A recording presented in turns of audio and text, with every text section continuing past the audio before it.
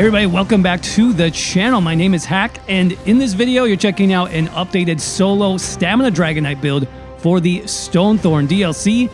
This is the MAULER build, just focused on brutal, heavy attack, two-handed damage, along with very strong damage over time effects, healing, and survivability. This build is just a lot of fun to play, and it's extremely easy with a one-bar setup.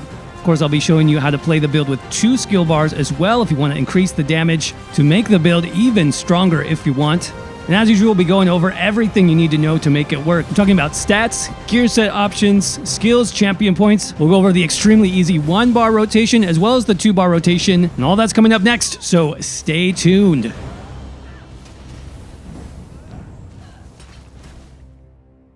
All right, here we are back on the Stamina Dragonknight solo build, updated for the Stonethorn DLC.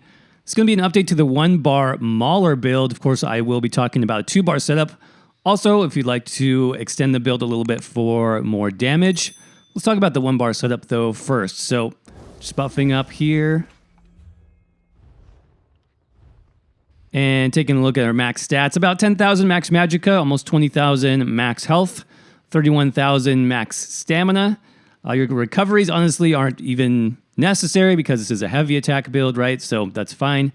Weapon damage over 3,500 there. Major and minor brutality on the 1-bar setup. With 2 bars, you can get easily over 4,000 with whatever back bar weapon you want to run. 70% weapon criticals. 70% weapon critical is looking pretty good. This is a medium armor setup. And then physical resistance, spell resistance, 15,000 and 18,000, though we are running 2 damage shields to help with survivability. And of course, on the 2-bar setup, you'll be over 20,000 resistance easily because we can run our armor buff once we have 2 skill bars open. Of course, we have 64 points into max stamina. We're running the Thief Mundus right now, but I think this could be flexible if you would like to run the Shadow, for example, for more critical damage and healing. That's a good option. But I just wanted to pump up my critical as much as possible since I don't get a lot of critical from my sets currently on the build. Minor Berserk, blue quality food, max stamina, max health. That's the basic buff food that you want. Now, in terms of the best race, well, if you like the solo build, then I'm probably going to recommend Nord as one of the top picks. The max health, 1,000 extra health here is very nice for soloing. You also get the max stamina and the ult generation, which is important for sustain on Dragonknight setups. And then, of course, we got the physical and spell resistance from the rugged passive. This makes a very easy 1-bar setup because you basically have an armor buff for free from your race passive. So I do like Nord. Of course, anything really you can make work. If you would like more damage, Orc is a fine choice, as well as Khajiit, Dark Elf. I mean, even Imperial will be nice for the extra health and stam. Wood Elf, I guess, is okay, though, like I said, you don't really need stamina recovery on a heavy attack build, so keep that in mind. In terms of the potions, 2 good options here. If you want the 1-bar setup, then I do recommend something with weapon critical, like a weapon power potion, for example. That's what's going to give us over 70% weapon critical, even on the 1-bar setup. You can also do crafted potions for this. There is a health, stamina, and weapon critical potion, which will be pretty good for this build if you can craft those. And then for the 2-bar setup, since we're going to be using 1 extra magicka ability, tri-stat potions are recommended for that, though they're not necessary. Okay, so I think that covered the basic setup. Let's talk about the gear next. So some things have been changing in terms of sets with the Stonethorn DLC.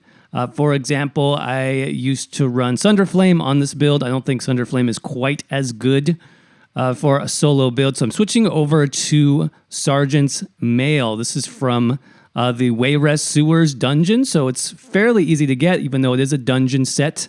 Heavy armor set, but this gives us some pretty nice bonuses for soloing, actually. Max health, health recovery, and weapon damage. And for the 5-piece, increases the damage of your fully charged heavy attacks by 2257. And I believe that's one of the best buffs to heavy attack sets currently in the game. It's quite a bit stronger than things like Undaunted Infiltrator, for example, which is like 1600 bonus damage to heavy attacks. So this is a nice build synergy with this setup. Now, it is a heavy armor set, like I mentioned, and you can run it with full heavy armor if you would like. Currently, I have the weapon, but you could, like I said, run 5 pieces of heavy armor. Sergeant's Mail, you'll have a little bit less weapon damage overall, but you will have more health, more armor, and more sustain through the Constitution passive. So that's always an option. But like I said, with this particular setup, running the weapon for the 1 bar, and then 3 pieces of jewelry, so Sergeant's Necklace, and 2 rings. In terms of the traits, what do you want for your weapon? A couple options are really good. Precise is very good this patch. You can see this is getting buffed up to 8.6% extra weapon and spell critical at gold. That's pretty good. You could also use Infused if you want, because you can see I'm also running a damage shield enchant. That'll make that damage shield even stronger with a higher uptime. And then I think the third good option would be Nirnhoned, just for the extra weapon damage. So those would be my top 3 traits for a weapon here. On the heavy attack build, Maul gives you more physical penetration, Sword gives you more damage, and then Axe gives you an additional bleed effect. So they're all pretty good, but in terms of soloing, if you want the best, I would say probably the Maul, because if you're solo, you have less penetration from a group. Now let's talk about the second 5-piece set. Going with more heavy attack damage, we're checking out Stormmaster this patch. This is another dungeon set, and again, another set focused on heavy attack damage. Let's see what it does. We've got 2 weapon critical bonuses, 1 weapon damage bonus. So those are pretty good. And then for the 5-piece, when you deal critical damage with your fully charged heavy, your light and heavy attacks deal additional 1542 damage for 20 seconds. So again, stacking as much into the DK heavy attack 2H as much as possible. Finally, for the monster helm, I just wanted to push that heavy attack damage a little bit higher if possible. For the 2-bar setup, you do have a little bit more flexibility. For example, you could get Minor Berserk by running Camouflage Hunter, so you might think about replacing this with more of maybe like a proc set, like Selene, for example, or Veladrith. Those will give you some nice options there. I think that covers the basic 1-bar setup. Let's talk about skills next. How we're going to make this work. So again, just the 2-handed here, 1 bar. And we're starting off with a heal. So for the 1-bar setup, Cauterize, it's going to be a very nice burst heal every 5 seconds. This can crit as well, so you get a good bit of healing from this. It's from the Ardent Flame skill line, the last ability that you get here. You morph that to Cauterize. It is the healing morph, and like I said, it does cost Magicka. But keep in mind the bottom there, it scales with your highest offensive stats. Okay, so don't worry, this is not a Magicka build. This heals for more based on your weapon damage, so you're good to go on this. Now, if you don't have that yet, you can also run Echoing Vigor. Echoing Vigor is a 10-second stamina-based heal over time. We're actually going to run that on the 2-bar setup, but I just like this on the 1-bar. It's a good heal, looks cool. Fits the Dragonknight theme, so I like it. Next up, one of our main offensive skills is going to be Brawler from the 2-handed skill line. So that's the third ability here, and you want Brawler because of the damage shield that it gives you. About 5,000 damage absorbed every 6 seconds, and it does get a lot stronger based on how many enemies you hit in the conal here. So with multiple enemies, it's going to do greater damage shield, helping to protect you for longer. Now, it doesn't do much in terms of AoE damage. That's what our heavy attack is for, obviously, but the extra survivability on this is very nice. Then we have some additional AoE damage and damage over time with Noxious Breath, also from the Ardent Flame skill line. That's the third ability here, so it does upfront poison damage over time for 14 seconds, and Major Fracture, so that's a physical resistance debuff by 50 to 80. So you're going to want to make sure this is applied early on in the fight and that you keep the debuff on all the time. That's just going to help your ultimate hit for more. It's going to help your 2-handed heavy attacks do more damage, so very important part of the build. Next up, we got some single target damage over time. That's the Venomous Claw ability, also from Ardent Flame. It's the second ability here. And obviously, Venomous Claw, this is going to be the stamina morph, so you want this. Poison damage over time, and it does do more damage the longer that you have this on the target. So in terms of our rotation, this is a 14-second ability. Same thing with Noxious Breath. You want to make sure you don't recast these early, because not only will you be wasting stamina, you're wasting damage on Venom Claw. So make sure you try to keep this close to 14 seconds if possible. And then finally, let's talk about Molten Armaments. This is really what makes the build work. For a heavy attack Stamina Dragonknight build. This is from the Earth and Heart skill line, second ability here. So this gives you major brutality, major sorcery. That means you can do very strong Magicka Dragonknight heavy attack builds as well, because this buffs both. But your own damage with heavy attacks is also increased by 50%. So that's what makes heavy attack stam DK builds kind of good, because not only do we have sets that buff this, not only do we have champion points that can buff heavy attacks, you've got 50% bonus on top of that because of this skill. So this is essential. You must keep this up all the time. And not only that, this gives us some good passives as well, which we'll talk about in a minute. So you're going to want to actually cast this early, about every 20 seconds or so. So keep that in mind. Finally, for the ultimate, I think you have two good choices here. Right now, I'm using Take Flight from Draconic Power. This is just the kind of classic DK dunk leap ability. You put the wings on, you jump through the air, do big AoE damage, and knock down enemies, stunning them for 2 seconds. Very nice for like clearing through trash, doing dungeons, public dungeons, farming experience. Really great skill. I would recommend that. For some longer fights, more challenging encounters, let's say, like boss fights, for example, world bosses, dungeon bosses, you may want to swap this out for Standard of Might. Standard of Might costs 250 ultimate, so it's a little bit expensive, but it does last longer. It lasts 20 seconds.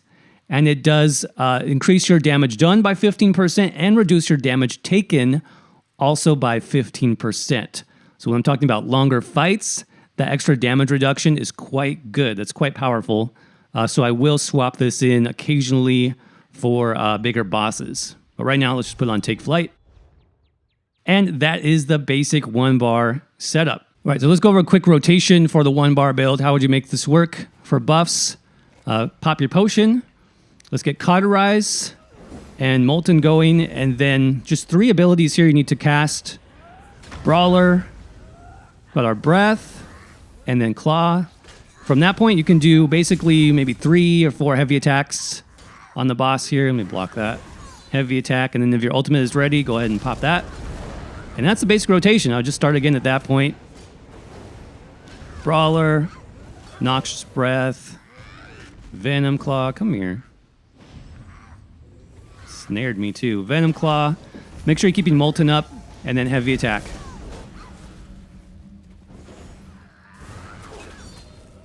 So again, one more time. Here's Cauterize, Brawler, Noxious, Venom Claw. About 3 heavy attacks, and then if your ultimate is ready, do that right after the heavy attack, because heavy attacks actually buff your outgoing damage. That's it. That's the basic 1-bar setup. Another thing you can do is just simply heavy attack between each ability. If you want, you'll do more heavy attack damage that way, so kind of like this.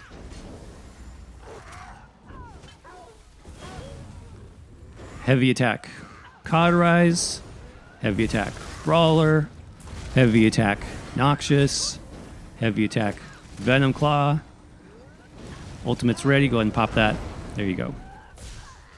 All right, so how would you improve this for 2 bars? Well, you could just put any weapon on your back bar. I'm using bow currently, but this could also work with, like, let's say dual wield. That might work as well. But bow is probably the easiest. It does not matter what type of bow you have here on the back bar, as long as it's infused with a weapon damage enchant. So currently I'm running the Maelstrom bow. That'll give you a nice little extra damage output for things like world bosses. So if you have it, definitely put it there. If not, like I said, any old bow is fine.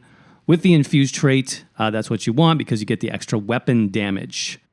Now, how would you adjust the skills for that? We're going to be using a few extra magic abilities, so I'm actually not going to use Cauterize for the heal. So I'm going to get rid of that. And in its place, you could put any number of buffs here. What I like is going to be Camouflage Hunter. So that is from the Fighters Guild skill line. Right here, second to last ability. And this is nice because it gives you Major Savagery for free. So that's that 10% weapon critical bonus, which is really necessary on this build because if you're using Stormmaster, you want your crit as high as possible. Plus, you have a chance to proc Minor Berserk, so that's nice too. You can switch up your monster set if you want. But this would be ideal, and that's because it also lets you run different potions. You could run tri-stat potions, for example. So that's the first change I would make to the front bar here. Just drop Cauterize, put on Camo Hunter instead. And then we will be using Molten Armaments on the back bar instead. So we do have room for one additional skill here. And I think something nice in this place is just going to be an Execute. So something from the two-handed skill line, such as Reverse Slice, or you can use the other morph if you want. So over here, second to last ability, Reverse Slice gives you AoE splash damage, Execute damage, or you can use Executioner for more single target Execute damage, whatever you prefer. But this is very nice. It's low cost. And like I said, this is going to help you a lot clearing trash and also taking down bosses. So that's what I would recommend in terms of adjusting your front bar. Keep everything else the same. Keep Brawler, Noxious Breath, Venom Claw, and Take Flight. That's good for the front bar. Now, for the off bar, again, using Bow on this example, you're going to want another damage over time effect here. So Barb Trap from the Fighters Guild skill line is probably going to be your best bet here. That's the last skill.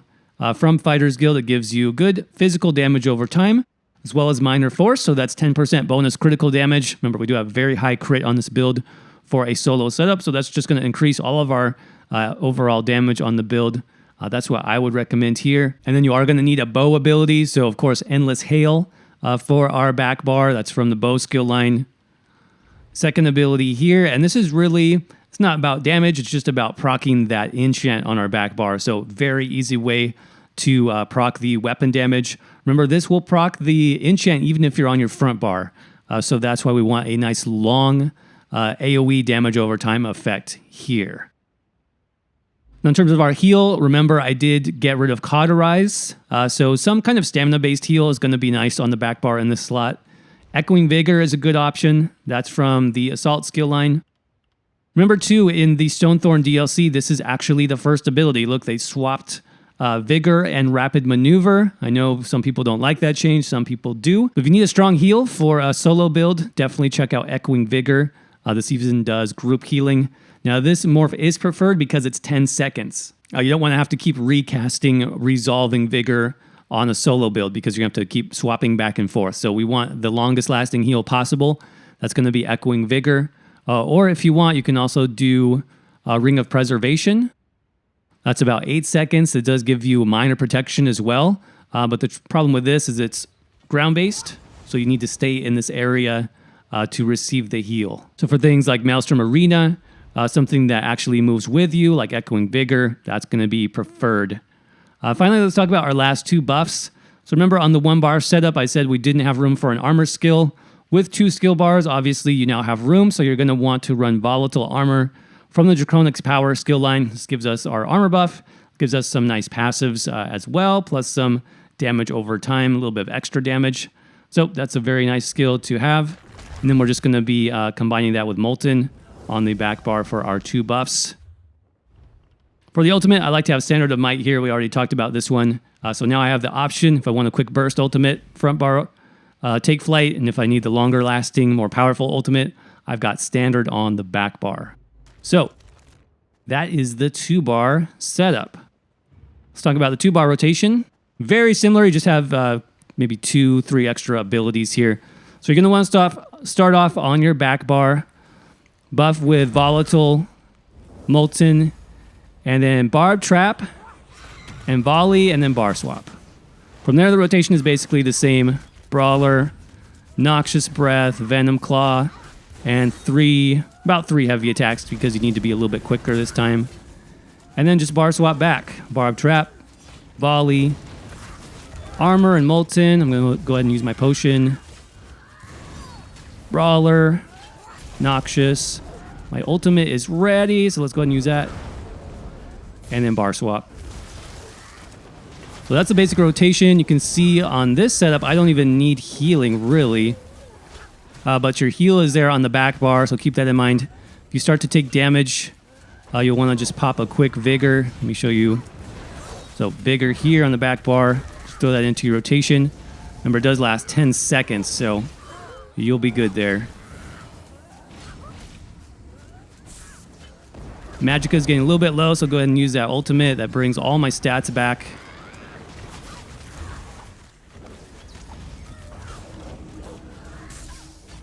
Same thing, Noxious, Venomous, 2 to 3 heavy attacks, Bar swap.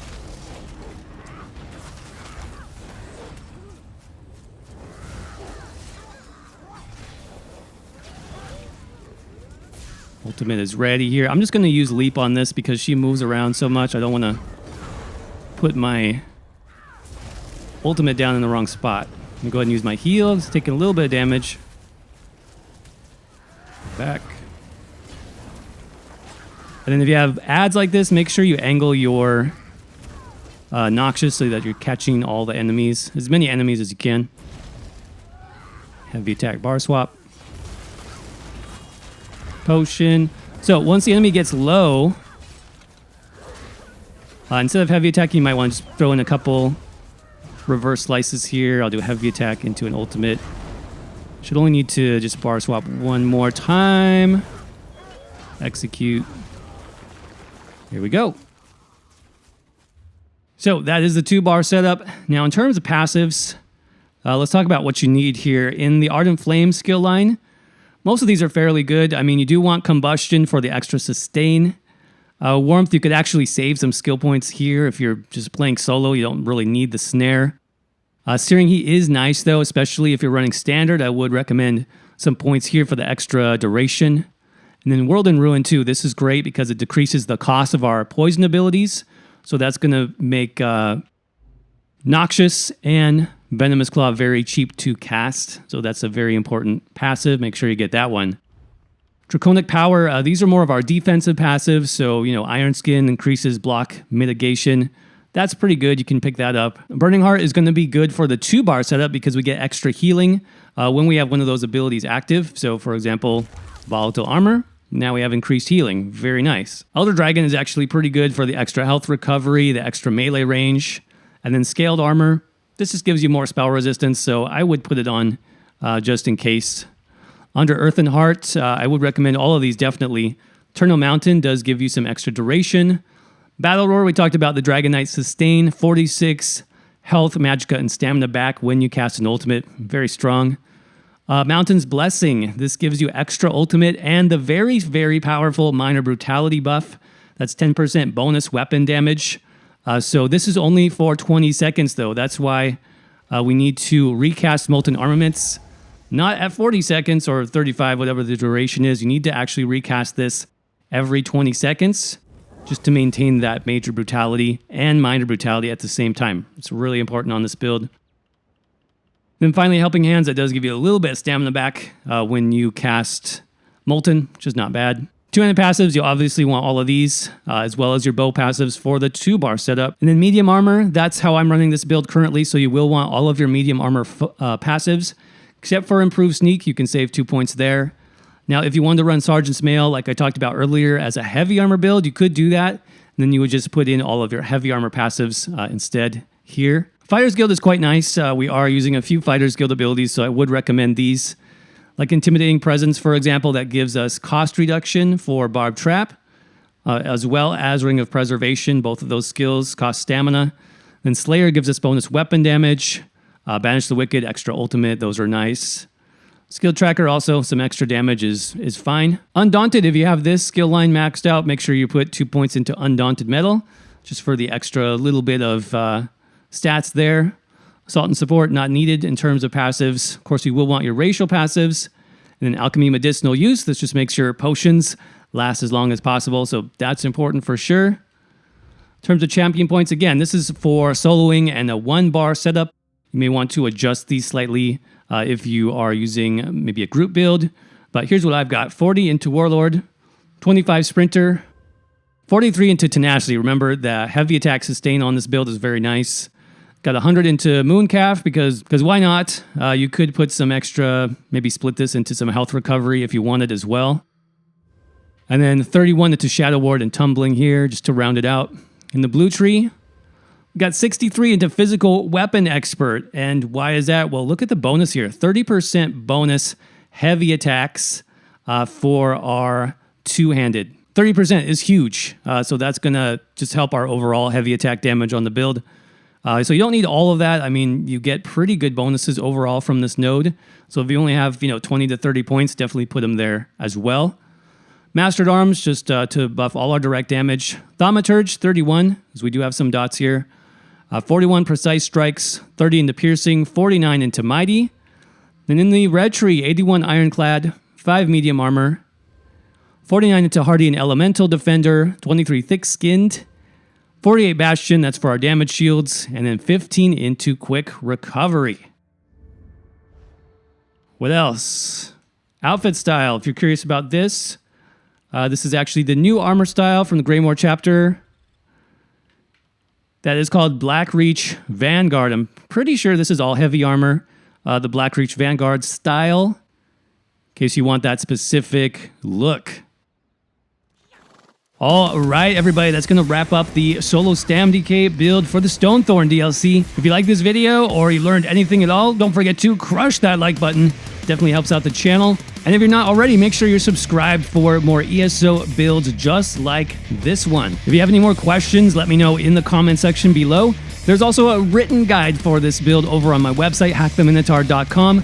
Check the description for a direct link for that build so you can see updated skills, champion points, gear sets, and everything else. As always, thank you all so much for watching today. I hope you're doing well. Stay safe out there, and I will see you around in the next video.